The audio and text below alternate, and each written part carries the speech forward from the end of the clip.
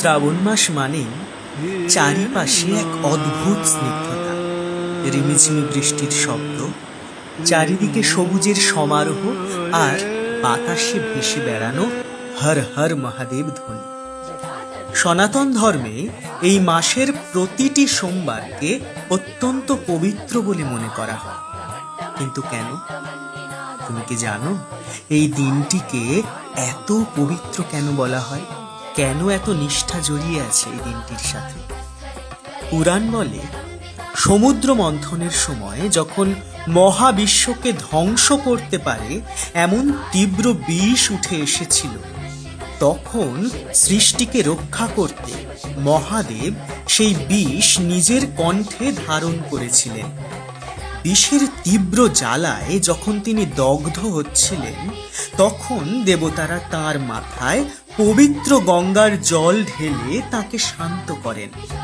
সেই থেকে শ্রাবণের সোমবারে শিবলিঙ্গে জল ও বেলপাতা অর্পণের রীতি চলে আসছে।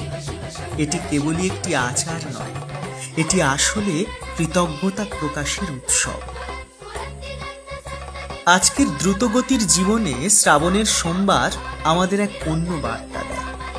ধরো, মহাদেব যেভাবে বিষ ধারণ করে নীলকণ্ঠ হয়েছিলেন, তেমনি আমাদেরও জীবনের নেতিবাচকতা, রাগ, অহংকারকে হজম করে শান্ত থাকতে শেখায় এই ব্রত। আবার সারাদিন উপবাস বা নিরামিষ আহারের মাধ্যমে আমরা আসলে নিজেদের শরীর ও মনের ডিটক্সিফিকেশন বা শুদ্ধি ঘটাই। আর জল ঢালার অর্থ হল নিজের অহংকারকে ঈশ্বরের চরণে সঁপে দেওয়া।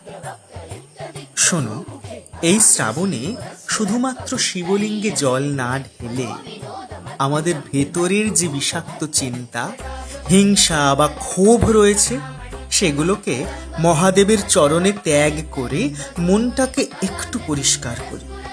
প্রকৃত ভক্তি তো সেটাই যা মানুষকে ভেতর থেকে সুন্দর করে তোলে।